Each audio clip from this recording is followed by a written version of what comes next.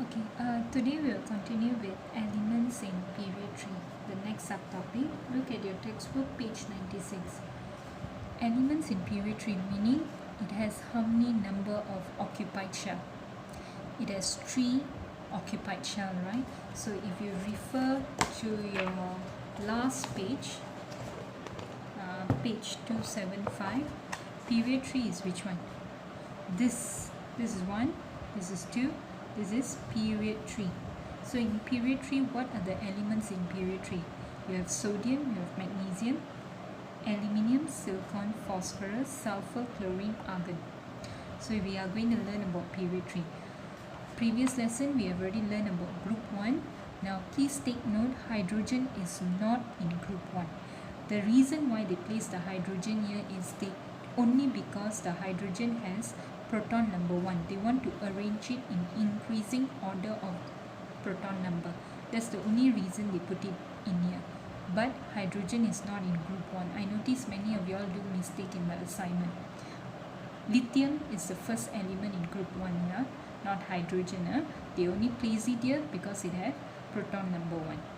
Okay, so we have studied group 1 element, we studied group 18, we studied group 17. Okay, the next lesson we will study about transition elements. So basically you are actually covering the entire periodic table.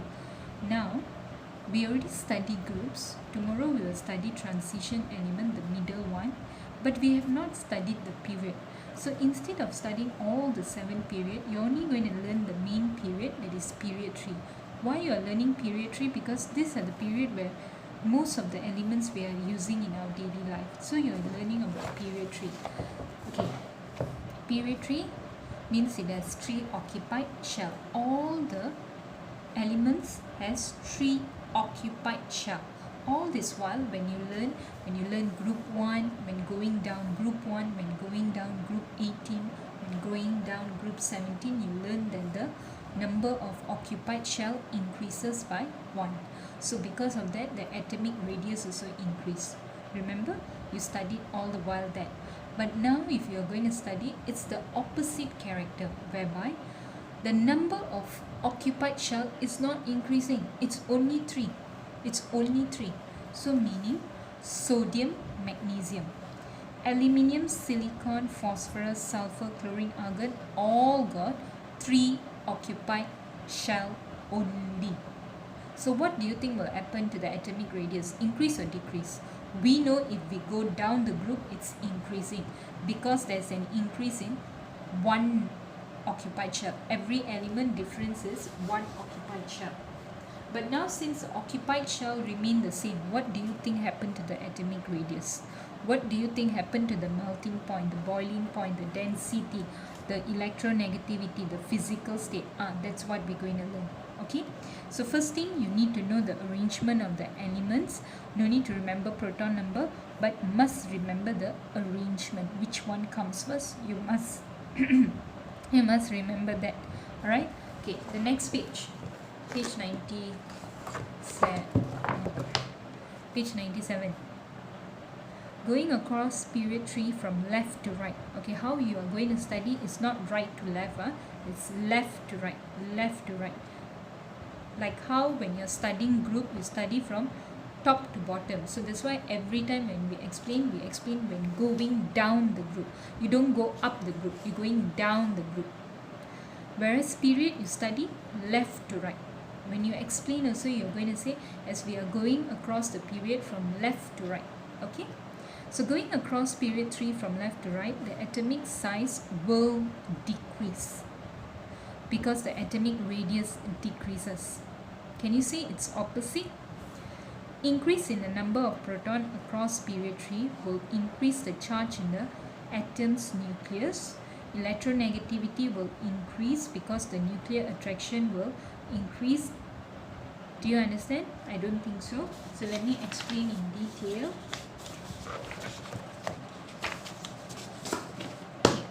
First thing, we know that period 3 means got 3 filled, or if you want to use the word occupied, okay, can 3 filled or 3 occupied shell of electrons. So now, when going from left to right, the atomic radius decreases. Why do you think the atomic radius decreases when going left to right? Why does it decrease? First, when going left to right, what do you think happened to the number of protons? The number of protons in each of the element. Remember the very first time when we learning about this chapter 4, I clearly explained to you periodic table is arranged in which way? Each element differ by one proton number. If you don't understand what I'm trying to say is, again go back to your last page of your textbook, go back to your periodic table. Okay, over here, can you see that each element the proton number is different? Hydrogen, 1 proton number. Then straight go to helium, proton number got 2. Lithium, 3, 4, 5, carbon 6, nitrogen 7. So how is the proton number going from left to right? It's increasing by 1, right? It's increasing by 1 proton number. Where the number of proton increases by 1 unit. You call it 1 unit. That means you're just trying to say the proton number is increasing by 1. Okay. Because the number of proton increases, what do you think happened to the nuclear attraction or to the force of attraction between the nucleus and the valence electron? What do you think happened to the force of attraction between the nucleus and the valence electron? Now, whenever I'm comparing back with groups so that you will understand better. When we was learning about group, when we going down the group, if you notice the atom, the size will increase, right? The size will increase, right? Why the size increase? Because each has extra 1 field of occupied shell. So the size increase. When size increase, what do you think happened to the force of the nucleus, the center part, and to the valence electron? What do you think happened? It becomes weaker, right? Why it becomes weaker? Because the distance is going very far. So because the distance are going very far, you see here nearer distance, here nearer distance, here very near. But here the distance is coming very far. So the attraction between the nucleus and the valence electron become too weak, and because become too weak, they cannot hold the electron, they tend to donate the electron. So you learn about the electropositivity and all that, right?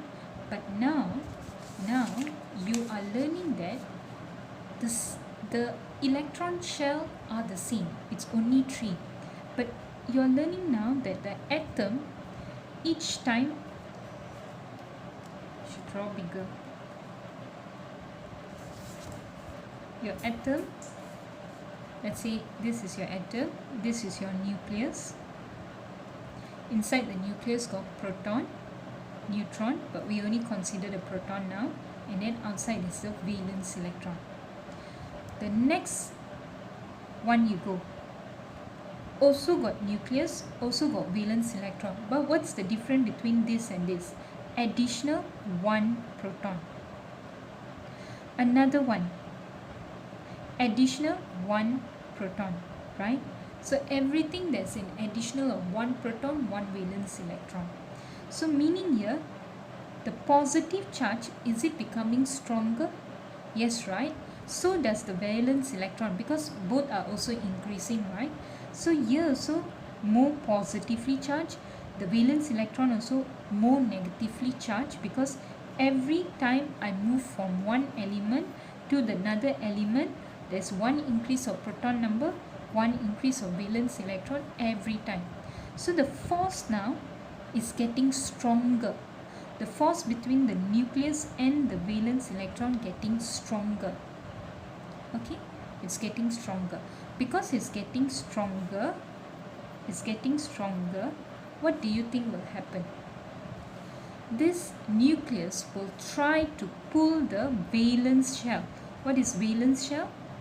The last shell, right? The last shell, the third shell lah, because it's period 3 ma, so it's the third shell. It will try to pull the very last shell closer, because positive, negative, this is your nucleus, this is your valence electron, got very strong attraction, so it tried to pull it closer. So what will happen is your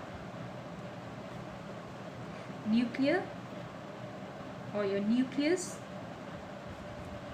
pulls the valence electron, or you can say the valence shell, closer. This causes the atomic radius to decrease. That's how you're going to explain. I repeat back again. When you're going from left to right, your atomic radius decreases, not increases, decreases. Why decreases is because now when I'm going from one element to another element to another element, my number of filled shell electron is still 3. It's still 3. But what is increasing is every time I move to the next element, to the next element, to the next element, there is extra 1 proton. There is also extra 1 valence electron. Right? So meaning the nucleus is being so strongly positive. The valence shell is being so negatively charged. So the very strong attraction between the positive and negative will make the nucleus to pull the shell, to pull the last shell closer towards it. When it's pulling closer towards it, of course the atomic radius, the size become smaller. Okay, so this is how you will explain about the atomic radius. Can? Okay, as you go across from left to right, what will happen to your valence electron? There's an increase in your valence electron by 1 unit. You say by 1 unit. What will happen to your proton number? It's also increasing by 1 unit. Okay? Okay. Next, you already study about atomic radius. First, we study about all the physical properties. Okay? Next, you need to study about electronegativity. When going, let's go through back your textbook. The electronegativity of the element increases because the nuclear attraction force towards the electron increases. What does it mean? So the electronegativity is increasing or decreasing. You look at the table here, 0.9, 1.2, blah, blah, blah, blah, blah, 3.0. Is it increasing or is it decreasing? Increasing, right? Question, why is it increasing? How you want to explain why is it increasing? Explain to you now. Okay, why electronegativity increasing? First of all, what is electronegativity? What is electronegativity? Electronegativity is the tendency or the ability of the element to attract or accept an electron, right? And when it accepts an electron, what happens? It becomes a negative ion. That is electronegativity. If I'm telling electropositivity means what? Tendency to donate the electron so that it will become a positive stable ion. You must first understand between these two terms, okay? Okay, now I am going from left to right.